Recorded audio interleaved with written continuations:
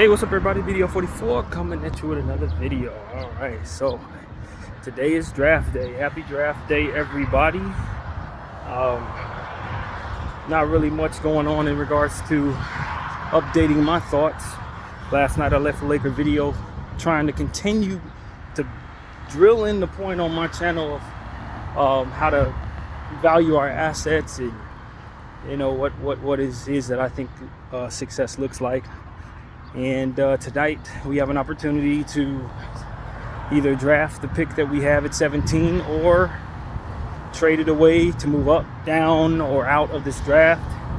And I just say whatever move the Lakers make, hopefully it's something we appreciate. I looked on the Laker Instagram and fans want us to do all types of stuff. I've seen a lot of people say trade the pick. I don't want to trade out of this draft at all, to be honest with you. I don't mind us trading up or down. But out, I don't think as somebody who's been studying this draft very closely, this ain't the draft to necessarily pull out of. Now, maybe depending on your circumstances and what you need, you move up or down. But out of it, no, this is not that type of draft. It doesn't suck like people think. And our range is pretty standard as it pertains to what you would expect every year from a 17th overall pick. You're going to get some good stuff this year just like you would any other year in this range. It's the top range that ain't very good. For looking for superstars or generational talent, ain't none of that in this draft necessarily. But role players, starters, maybe an all-star or two, they're there. Yeah, they're there. The rumor that I'm hearing right now, which is something I don't necessarily trust, is that the Lakers are looking to move up to get Jared McCain or Jacoby Walter, which probably means they want somebody else and hoping that teams will snatch those guys so that the guy we want to be left on the board. These are the type of games that organizations tend to play around this time of year. Or maybe they want you to think that when they really do want what they put in front of you, and they're doing a reverse Uno on you by not following the standard for how things go. Either way, it's to keep people guessing, in my opinion. The Lakers also had reports that their stars, LeBron and AD, want us to trade for a big time third star. So it's a lot of different things that are being reported that are conflicting one another. There's also reports saying that we are intending to keep our pick and not trade it. So it's we're throwing all types of stuff out there, trying to keep people guessing, trying to send teams in different directions, hopefully make them make a mistake, just like they're trying to do to everybody around them. So just these are the type of games that are played before the draft. And since we have a couple hours, what is it? Maybe 10 hours, maybe a little less than that before the draft, I expect to hear all types of crap. Now, another rumor that I think is really interesting is the possibility of Paul George going to the Golden State Warriors. I don't know how much validity it holds, but where there's smoke, there's usually fire. I hear that they're looking to offer him a 4-year deal. I hear that there's a lot of different things that are going around him potentially going to Golden State and replacing Klay Thompson. So that's something to just keep in mind. Excuse me, I didn't report that that one of their assistant coaches did in fact go to the Cleveland Cavaliers as their head coach. A name that I had mentioned several times that's not coming to mind right now, but the Cavaliers have their coaching situation intact. Adelman? Not Adelman. No, it's not Adelman. I forget the guy's name, but he used to coach the Nets. He's now the coach of the Cleveland Cavaliers. So, that will determine a lot of what Cleveland will probably be willing to do now that they know their coach is in place. They kind of have a guess of what type of thing they want to do. I have them mocked to take Tyler Smith, because I think they want to stretch 4. Maybe they take DeRon Holmes if we don't take them. I kind of think they want that type of piece. I don't imagine they need a guard. I know they could use a wing, so if Tristan Da Silva's there, I'd imagine they'd take a look at him. That's the type of thing that I think Cleveland may want to do. Memphis really needs a center, man. I think they really want a center. I don't think they're going to be very happy if they can't trade up to get Klingon, or if Klingon doesn't fall to them. I do think it's a damn good chance they take the center the Lakers want. Whoever it is, there's a chance they take it. A lot of people want Khalil Ware. I don't think I'd be upset if we walked away with Khalil Ware today. Of course, my pick is either Deron Holmes or Zach Edey. But Deron Holmes, I've kind of cooled off on to a degree because I just think he's a little undersized for the major role of what a center is going to be demanded to do. And I think that people need to adjust their thinking in regards to what the center position is going to be required to do when he has to play. I see a shift. Maybe you can get away with a 7-footer at 220, but 220 pounds is not going to be heavy enough to guard Clingan, Edey, Jokic, Embiid. You can't guard these people with those type of guys. They're too light in the pocket. So my definition of what a true center is has to include at least 250 pounds of weight at this point. I'm telling y'all, I think that's almost equally as important as the ability to guard the perimeter. Although there's going to be a lot of teams that shoot the three ball like the Celtics do 40, 50 times a game. So you definitely want to have your five out defensive lineups that can guard that 5-out rotation. But at the end of the day, there are too many prominent 280 to 300 pound centers that are going to be playing a role in this league. And I have a strange feeling that if those guys don't have injury issues, if they're able to stand upright, they're going to determine what the center position is going to be expected to be able to do from a weight pushing around standpoint. People don't understand you got these guys coming back into the league. So you have to react to that before it kicks your tail. So for me, I don't think a guy who's at 220 pounds, 6'10", 6'8", they can't play the center position like they were able to maybe 2 years ago. That's not going to fly. You got too many big dudes coming into the league. It just doesn't work. Too many 7'3" guys, 7'4" guys coming into the league. It's not going to work anymore. So I don't think the NBA is ready to adjust to that. I don't think people are sensing that being something that needs to be adjusted to yet. And they're prioritizing the wrong things. And they're going to find out, in my humble opinion, that they're going to be wasting picks on centers that are just going to have to play the 4 or have to sit down or just go get pushed around. It's not the Shaq era anymore, but the return to easy bucket prioritization and foul drawing is a real thing. It's a real thing, man. Just because you didn't see it last year don't mean you ain't going to see more of it this year. Alperen Sengun eats in the paint. Joel Embiid can return to the paint if he chooses to. He'd probably be in his best interest to do it. Zach Edey's going to be in there. Clingan is heavy as hell, almost 300 pounds himself. You got to adjust to that. If two of those guys if they both go to the Western Conference, you got to deal with that 8 times a year. On top of Jokic, who's what, 270, 280 himself. I'm telling you, it's not as much about height and length to me in this situation as it is about weight, man. You still got to deal with Zion. You got guys like Paolo Banchero in the league at 250, 260 pounds. If you're 220, which a lot of these centers that they want are, you're not heavy enough to bang around with even some of the 4s that are going to be pushing around this league going forward. You're just not heavy enough. And so that's my thinking. That's why I'm not as high on Deron Holmes this morning as maybe a lot of people are. Because, yeah, you can open up. It's like we say about a lot of different things. You close one hole, but you open it up another. Yeah, you got your stretch 4 who can shoot the ball and stretch them out. And if the 3 ball's falling, maybe you can shoot people out of a game, which is a real thing. But the more and more these big dudes are coming to the league, the less likely you're going to feel comfortable putting that player on the floor at the 7-foot, at the center position. This is not going to work. They're too small. So I don't think people are respecting weight enough these days in the NBA. And I'm telling you, a guy like Alex Sarr, if he don't put on another 20 pounds of weight, you're not going to want him at the center position in certain matchups. You're just not. As many people think he's the first overall pick. Because he can't necessarily stretch the floor. Me bringing in a center who's underweighted, I'm not going to say undersized, because that's not necessarily what it is, but who's lacking in weight, who doesn't have the strength of stretching the floor, doesn't really hold as much weight to me. Because if you can't stretch the floor, then you're kind of Clingan without the weight. In a way, you're kind of Edey without the weight. Like, you know what I'm saying? Because that's what those guys don't necessarily do.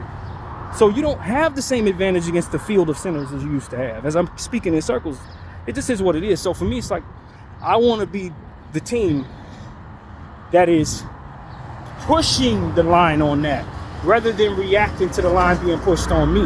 That's why I'm big on Zach Edey right now. That's why if the Klingon's available, I wouldn't hesitate to take him. Because at this point, it's going to be the guys who have those guys versus the guys who are trying to find those guys. And you are going to sign a Valanciunas, you know what I'm saying, at a crazy price, because you're going to need him on your team if you don't have that piece. It's the return of the big man, ladies and gentlemen. It is what it is. And so that's why I'm a Zach Edey guy. I don't doubt that DaRon Holmes fits the era we're in, but I think the era we're in is about to change right now. And if not, then I'm probably a year or two ahead. But let 2 more drafts come in with another 300-pound center, 7'3" next year. Let another 2 drafts from now, you get another dude at 300 pounds. You're going to look up and every other team is going to have a center that your Alex Sarr and your Anthony Davis cannot be bodied up with at all. And your little stretch 5-out offense, it better be working. That 3-ball better be falling. Because if it's not, this guy's getting easy buckets in the paint and you're going to be forced to foul him, man. Easy buckets. Easy jump hooks and all different types of stuff that you don't necessarily have the manpower to stop. And so that's my point of view. I just don't want to be reactionary to the changes in the NBA that are coming while everybody's still thinking it's cute to have these little skinny centers on the floor. Nah, fam. Nah. Especially if they can't stretch the floor at an elite level. Now they're just undersized dudes that are that are going to have to keep up with these other guys. And for those who say the game is, well, they're not going to be able to keep up with the speed, they're going to dictate the speed. You ain't going to be able to speed run around them. Or you're just going, people say, well, a guy like Zach Edey's only going to be able to play drop coverage. Yeah, but that's what comes with not being able to have a fast center on the floor any damn way. I understand that. Maybe that's why you don't have Zach Edey in the top 12, top 20 for a lot of y'all boards. I respect that. I've made it. I've read a lot of people who've made the point that all you got to do is throw a stutter step at Zach Edey around the perimeter, and that is why he would not be my sole center. I'm not going to bring Zach Edey to a Washington Wizards type situation. Well, maybe they're not the greatest example because they do have a stretch 4, stretch 5 to go small ball, but I'm not going to bring him to situations where he's the only center on the floor. That's the thing. It's like I want to be able to have a Anthony Davis big man, or Sabonis, somebody like that can kind of do a little more around the perimeter, so that I'm not solely putting Zach Edey in positions to where he could potentially be exploited. If I don't have the ability to option out of a Zach Edey, then I'm not doing it right. But the Lakers have that, which is why I don't mind. I think it's one of those situations where he actually fits here. But it's not for every situation, but at the same time, those teams that aren't going to have that are going to be looking for this ability to opt in and out of half-court offensive and half-court defensive situations. Particularly defensive situations. Because all I got to do is slow the ball down. Get him the ball, and he's going to put an elbow. He's going to do the Shaq thing. Put an elbow to your guy. Hopefully you get the offensive foul call on your end. If not, he's getting 2 buckets. He's getting 2 points. It's barbecue chicken alert. And when you watch enough of that, it's a problem. Now, I'm not saying Zach Edey's the perfect player in this regard. He's not Shaq. From what I understand, he could potentially turn the ball over in a higher level. He doesn't have the biggest hands. He's not very fast laterally at all. So he's not a perfect player. This is why I think the good range for him is 17. You know what I mean? I don't know that he makes an all-star team, but what I'm telling you is, for our specific problem, which is a team that can't beat the Denver Nuggets at all. We beat the Denver Nuggets once in the playoffs this year. After that, they knocked us off. It's a gentleman's sweep. We done lost, 12 straight to them before that? We have a problem guarding Jokic, man. And like I said, Jokic is somebody who has so much weight on him that if you put a 220-pound center on him, it's not happening, fam. He's going to score on that person repeatedly. And so it's like, look, man, I'm not signing up for that. I understand that we saw a guy like Naz Reid have some success against Jokic in certain situations. So maybe you want to bring DaRon Holmes, who is pretty much his doppelganger, to your situation.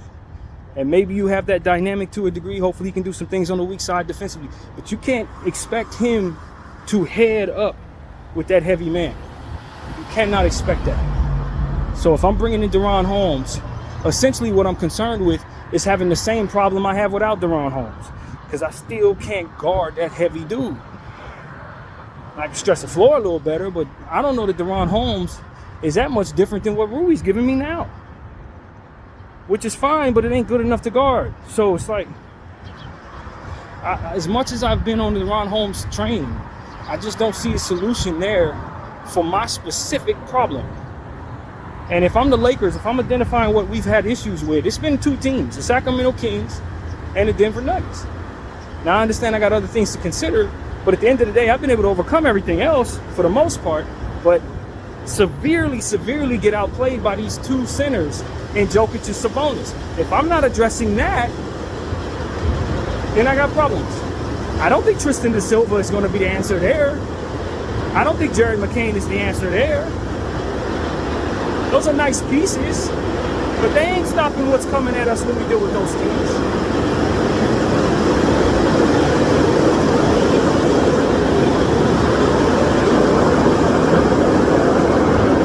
Now, Khalil Ware, because of the length and the height, it's 7'4" wingspan, 7 feet tall. I think he can be very disruptive. Even as a 226-pound center, I think he can be very disruptive. So I'm not against bringing him in and hoping for the best. But as a rookie, I expect to lose another 4 games to the Denver Nuggets, basically. Until I can put that player that can make Jokic react. I don't have no chance of beating him, man. And if I ain't got no chance of beating him, I can't win a championship. That's it. And if we're not doing for the championship, then what the hell are we doing? So that's what it comes down to. I get it. A lot of people like a lot of pieces. It's a three-point shooting era. So in the draft, you may want to bring in the best three-point shooter. You want to bring in a stretch 4. You want to bring in a nice wing. I get it. That stuff makes basketball really pretty. But when you're the Lakers and you've been getting stomped out by the same team over and over again, I think it's in your best interest to address what specifically has been kicking your behind, man. I really think it's like, you got to stop the bleeding on this. It's embarrassing. Keep getting beat by the same dude over and over again, man. And so if we're trying to build what we are to be in its best self with this same damn core who keeps getting beat by these same damn teams, we got to bring them the element that they haven't had. I don't necessarily need another guy who's going to do the same things D'Lo did. I don't necessarily need a better version of Taurean Prince. You see what I'm saying? Not necessarily. I need what was missing. And what was missing was a center, man. Not a 220-pound center that can stretch the floor necessarily, but a 300-pound center who's going to dunk on somebody's head and force him to foul him. That is what is missing. We don't have that piece. So I'll be a little frustrated, obviously, if guys are drafted before we get a chance to. I'll be fine. Like, I'm not going to sit up here and throw my phone if the Portland Trailblazers take Zach Edey at 14 and we couldn't trade up. Not the worst thing in the world. Clingan, I expect to be gone no matter what. So it's not like I'm not prepared for the frustration of what could be coming. Or like I said, if Ron Holland falls to you and Zach Edey's on the board, I'm taking Ron Holland and I'll live with it. It's not that serious. I'm not going to be passing up great prospects for an opportunity just to fix this particular problem when my rebuild could be right around the corner any damn way. But as far as me taking a win now piece like Tristan da Silva or somebody who's going to just come in and have a great rookie season and then probably be a role player after that, if the idea is to help myself right away, then I need to stop the bleeding on what's continuing to kick my behind, not just addressing somebody who can possibly come in and play a role. I need somebody who can stop, who keeps beating us, man. And so that's really my point of view. If you're not getting a big player, then you're not really helping yourself win now if you're the Lakers. Not really. Because the issue is that you continuing to get beat by that same damn element, which is that physical bruising center. That's what's beating you. So that's my point of view, man. I want people to understand I'm not against bringing in these players. I like guys like Jalen Tyson and Tristan da Silva. These are nice pieces, man. I have no problem with these guys. But I just think that when you consider who you are as the Los Angeles Lakers and specifically trying to help your situation, you got to find centers, people who can really play the center position at a heavy level, or you're going to be reactionary to those centers that are coming in. Resetting. So that's pretty much what I got to say about the situation. Nice cross, buddy.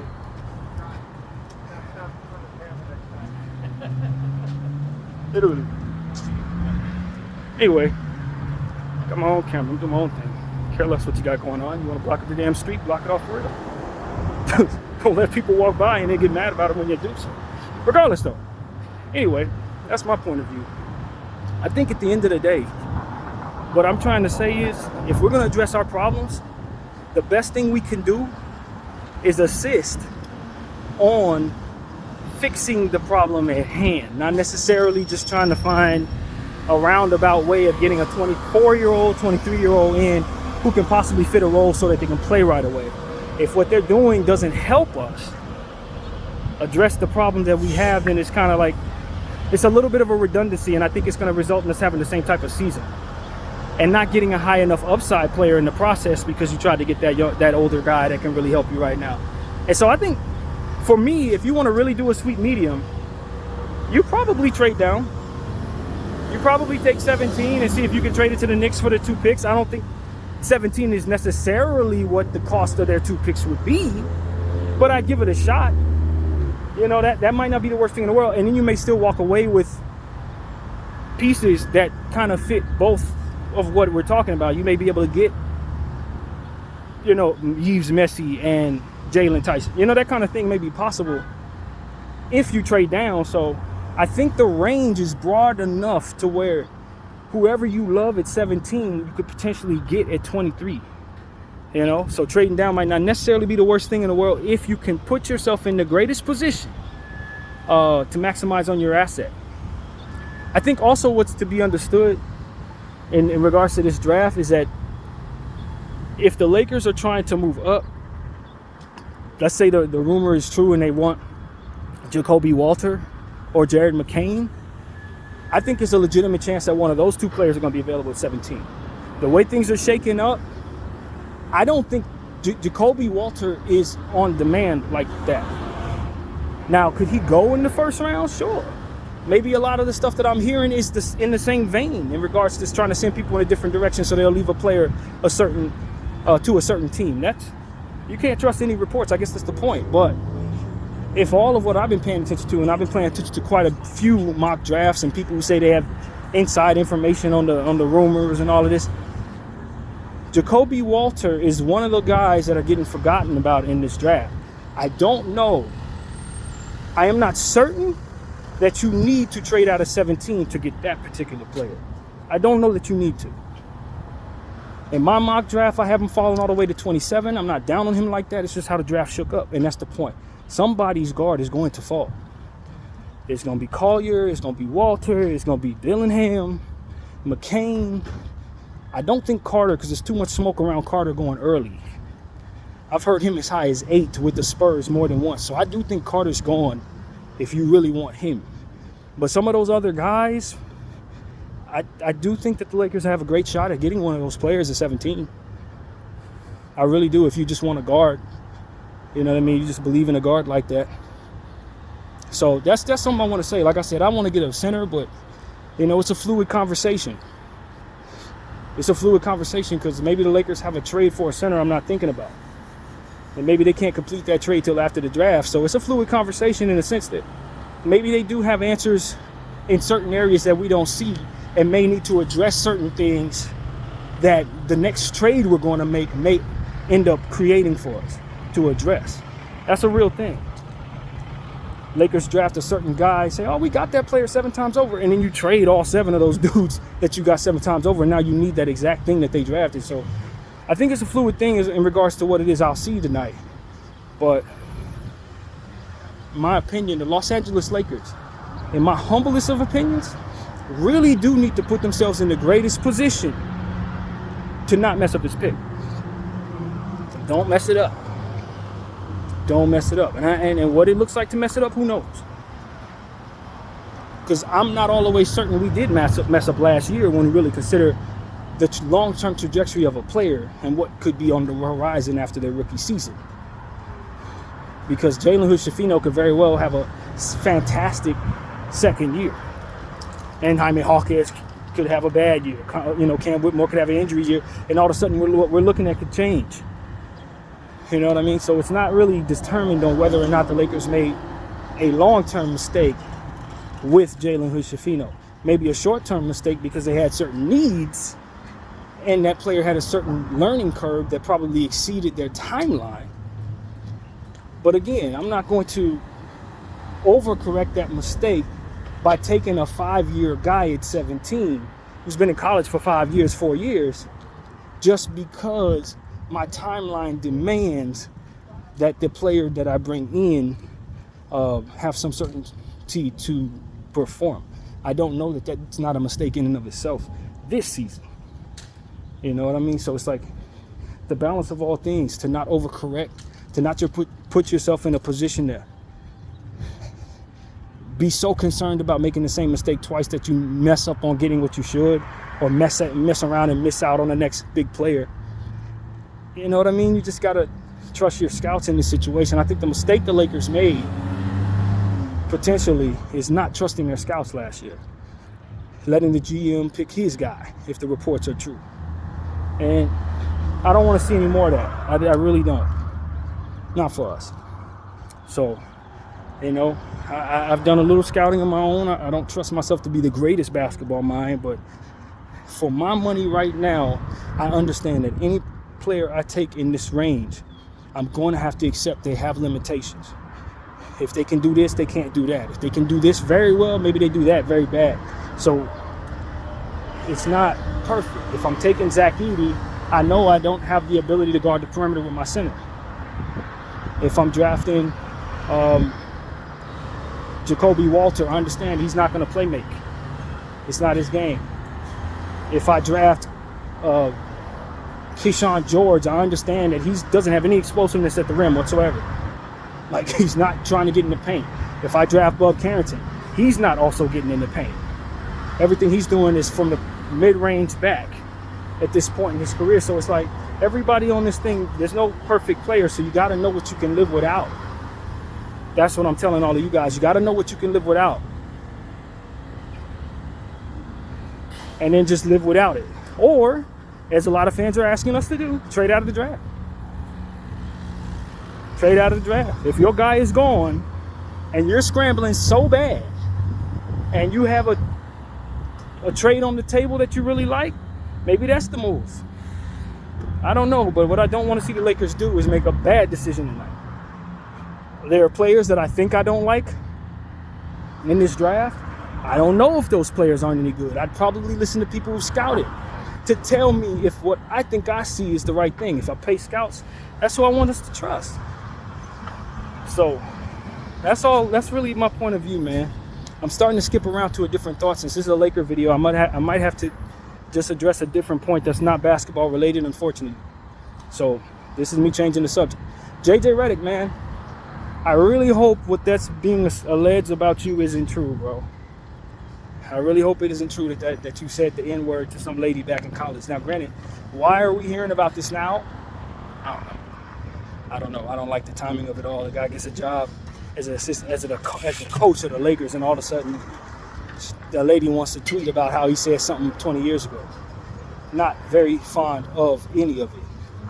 I'm not fond of the word that was allegedly used, and I'm not fond of the fact that I'm barely finding out about it right now. I would have loved for her to have tweeted this when he played for the New Orleans Pelicans, or when he played for the damn Clippers, or when he came out with the podcast, or any other time before now. Right now, the timing of this looks as if there's some other stuff going on. And anybody can speculate a million different ways, but it doesn't simply look like she's just sheepishly tweeting out that a white man said the N-word to her right after getting the biggest job basically in sports. Knowing what that means when a white person says the N-word for him professionally, you gotta really want to ruin a guy. You know what I'm saying? You gotta really want to ruin a guy.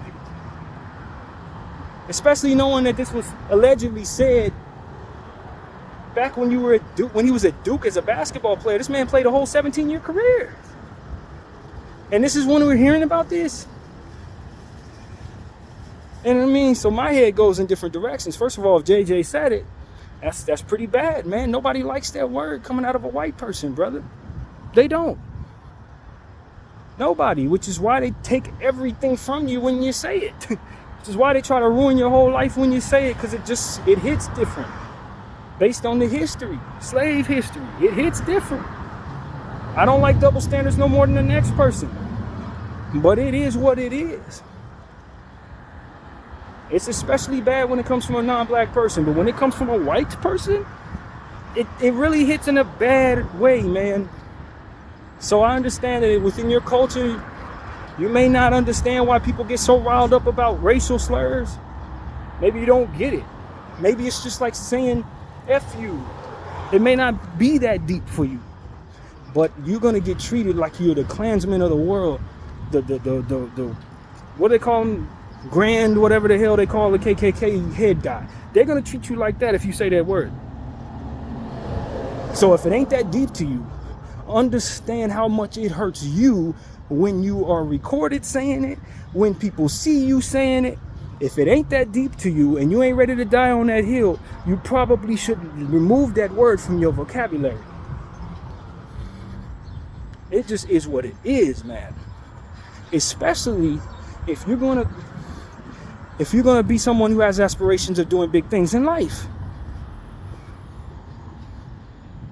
That's just the truth, man. If you know down the road you're gonna be a public figure, young people, don't say that word, bro. Don't say that word. You know what I'm saying? Because there's no way you can come back from that. That's the main reason they can snatch everything from you professionally. That's the main reason they can snatch everything from you in regards to your character. They'll paint you out to be the worst bigot ever just for being white, for saying that word, man. I tell you, the way I see it is, they're trying to make that word hurt you as much as it hurts the people you say it to, or make it hurt more for you to say it than it does for us to hear you say it. So y'all gotta teach y'all kids this truth, man. Whatever people are teaching their kids in their household, you gotta teach them this too. That word hurts you. That word hurts you. Because this is something like, we can't defend this. Even if I want to give homie the benefit of the doubt, how can I? When this is the environment for which all of this has taken place in such a way where it's acceptable for me to say the word, but it ain't acceptable for you to say the word. I can't convince nobody else that you're a decent guy. Not in this climate. Not with this being the norm. And that's what I would tell all my white friends. Don't do that, fam. Not even when you playing. Not even when you playing. Not even with the A at the end of it. Don't use that word. They'll take everything from you for using that word. You be on the damn street when they done with you for using that word. Not to mention that you offending people who are telling you don't use it because we want to see you all right. Like, don't offend me. But even more so, don't self-destruct, man. Don't let bigotry self-destruct your life. Don't let a word that you mean just because you just want to say something get everything taken from you, man. Everything.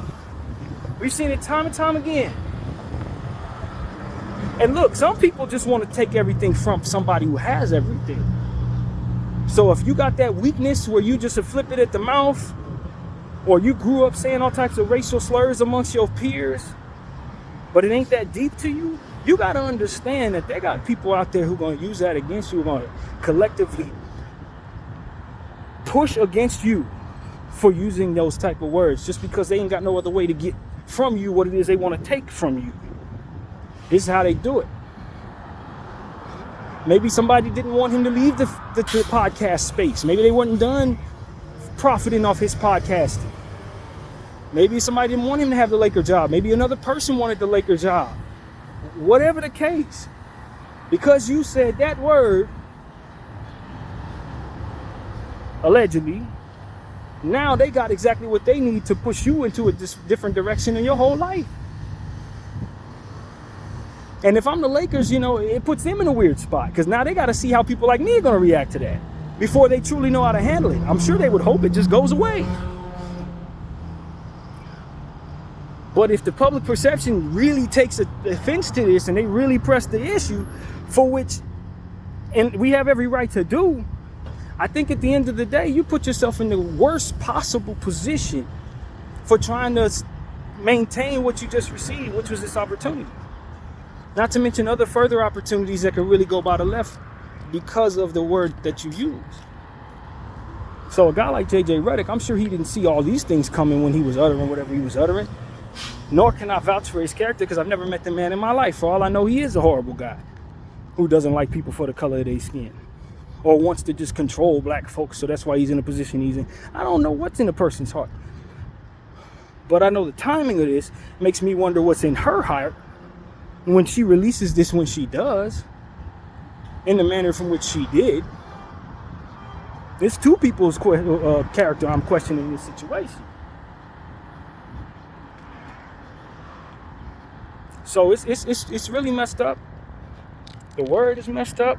What happens to people for saying the word when they don't mean it like that is messed up. And I think it was necessary to put in this Laker video because that's what's going around. That he allegedly said this to her face. And you know what I mean? I just think it's a bad move. It's a bad career move. It's a bad character move, man. And so if he gets suspended or fired for this, it's unfortunate. But there are a lot of people going to lobby for that. They're going to lobby for that.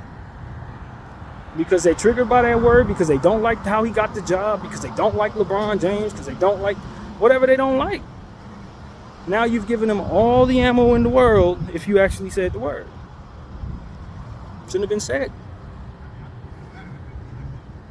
If it were indeed said. Now she could very well be lying, but she could very well be telling the truth, and now we got to react to it. So that's what I wanted to throw into this video, man.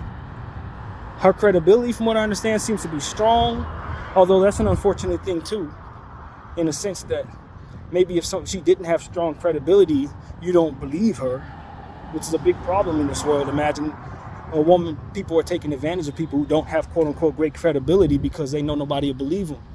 That type of thing.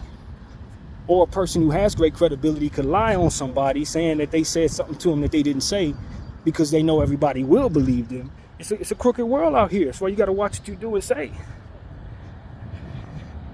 But, you know what I mean? I think at the end of the day, as a black man, I have a responsibility to protect black women. I believe I was raised by a black woman. I have black sisters. I got black friends. I will likely have black daughters if I ever have children. So I'm not going to take lightly to their feelings being hurt. So that puts me in an awkward situation if I want to believe JJ. You see what I'm saying? And I'm not even speaking for myself specifically necessarily. I'm speaking for anybody else that want to come to JJ's defense. Now it's like we're put in an awkward position, bro. Because even if I know your character, if I come to your defense, now I look crazy to my people. You know what I'm saying? Now I look like I'm picking and choosing who I allow to say the word. And that's not my position as a black man. You know what I mean? I can't necessarily let some people say it and other people not say it and then raise a fit when that person say it. And it just, that puts the entire village in a bad position, man. And I'm sure JJ has come to understand that long ago, but unfortunately, this is coming back around to haunt him right now. And so it's unfortunate. If I were the Lakers, I would be taking the temperature before making a decision. If this goes away, then cool. I'm pretty sure everybody in that office would be very happy if it does. If this doesn't go away, I'm going to, as a black man, I don't feel comfortable just verbalizing the truth, but I'm just going to fine him, maybe suspend him a game or two and keep my coach. Because at the end of the day, it was said 20 years ago. I do think the timing is meant to disrupt, if not him, than us. If I'm the Laker organization, somebody's trying to hate on us in our coaching situation. So I'm not going to be reacting the way they want me to that if that's what's going on. So it just puts the Laker organization in a real bad situation. Having a guy like this who's been accused of uttering these things in the climate we're in, it just makes them look like they're bigoted if he doesn't get reprimanded properly. It's just bad. It's bad all the way around. And the only thing I think saves JJ to a degree is the timing. She looks funny releasing this now. If she would have released this at any other point, we'd have there would be no leg to stand on for JJ. If she would have brought this out in some random September while he was playing for the Orlando Magic, no leg to stand on. But the fact she released this when he's just the day that he's being introduced as the Laker coach makes it look like she did something. It didn't work out her way in regards to shaking him down. He probably called her bluff, and she probably went along with what she was saying she was going to do if he didn't pay her or whatever the case may be. That's what it looked like. And if that's the case, I'm not capitulating to that.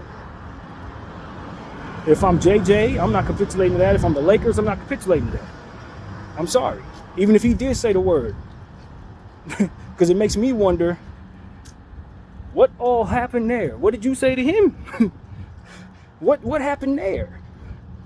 And whether his response was merited or not, was he provoked? No, not that I think that you should ever respond that way. Because, like I said, that word hurts you and us. But if she's going around doing all types of weird stuff back then, just like it appears she could be doing right now, then stands the reason why you would even get that angle. So that's an angle to consider and study. But at the end of the day, if you control what comes out of your mouth, people can't use it against you. Period. Not only that, but from what I understand, there are other types of allegations that are being reported online in regards to JJ, which don't help. That he may have used the S word in regards to Hispanic people. That it may be some situation with some woman that looks a little funny back there. So JJ needs to understand that there's a witch hunt out on him right now after getting this job, and I don't think that that's a coincidence. But he needs to be used as an example to watch what he does. If you're not treating people right in this world coming up, and you want to have a prominent role, you got to expect those dark demons that you engaged in to come back around. People that you may have angered or whatever the case.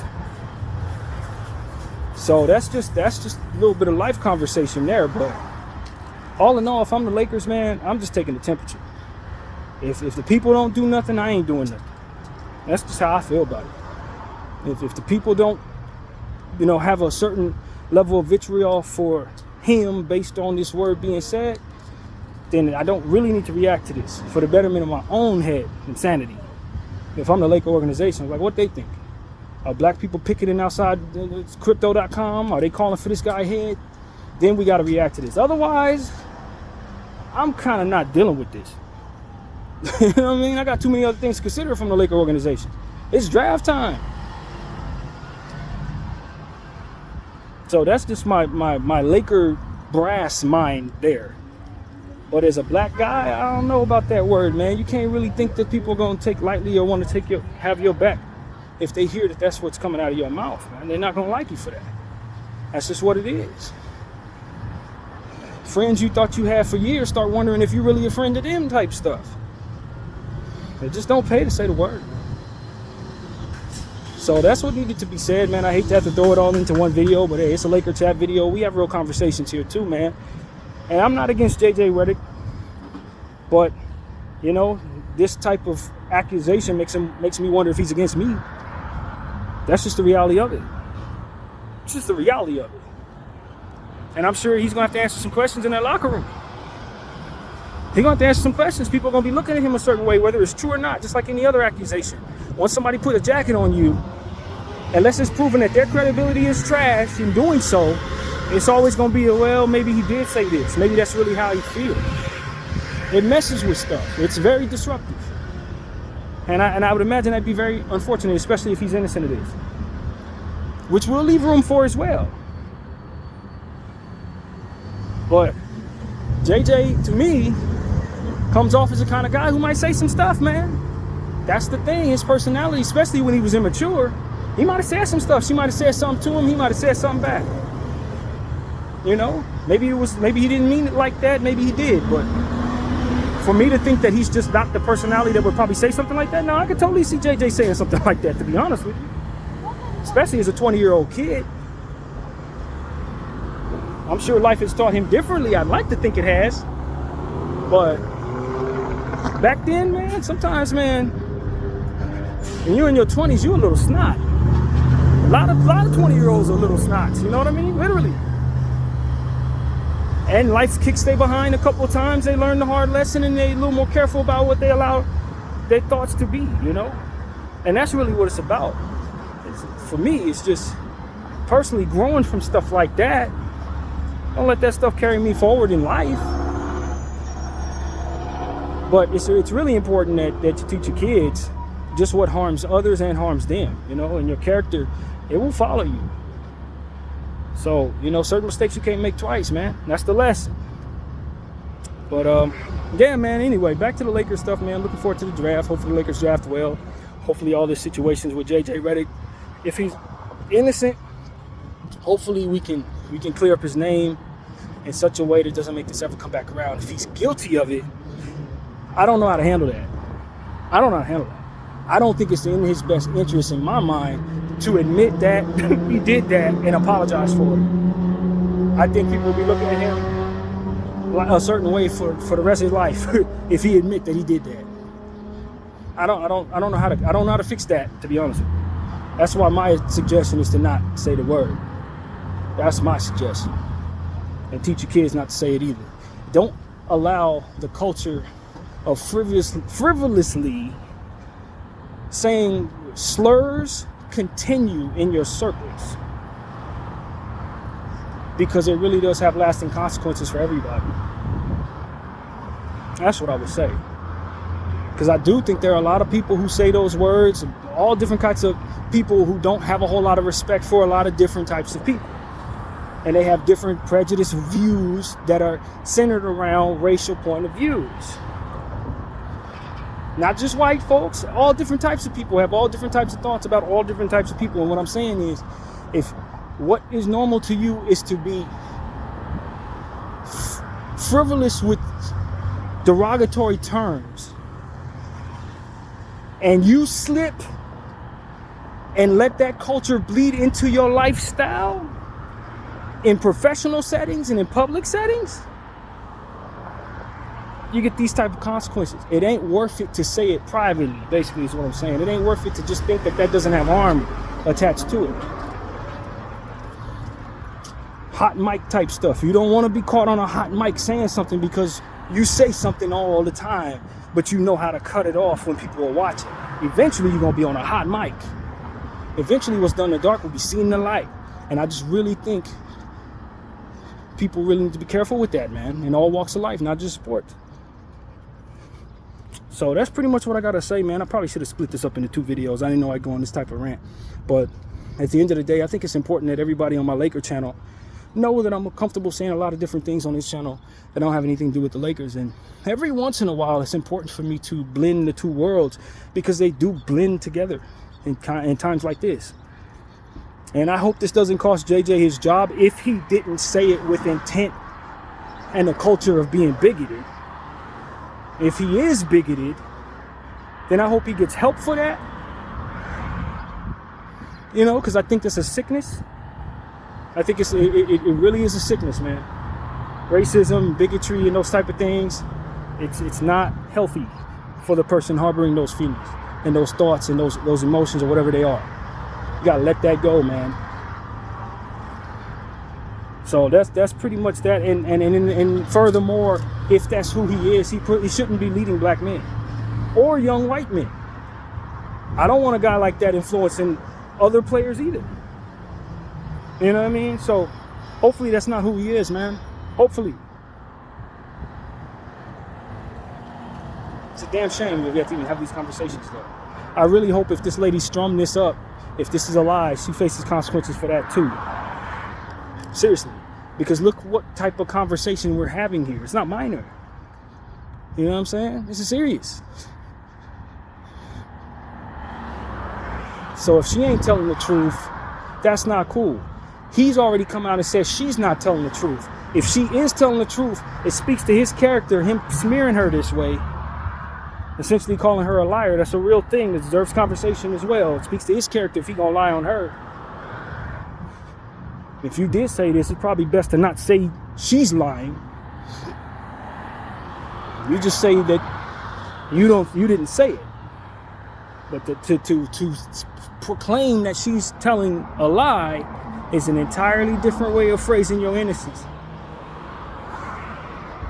Now, people can give you the benefit of the doubt if you don't remember and she recalls things differently. That's why things are worded that way.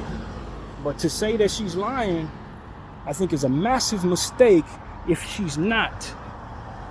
And it speaks to a certain bad to his character. So this is all frustrating, man. I hope it works out. Whatever's true, I hope true prevails. And if he's just a guy who said something he shouldn't have said when he was 20 years old, I hope he's a great example to all of these young 20-year-olds right now. You better know what you're risking, man. Know what you're risking. And so that's really my point of view, man.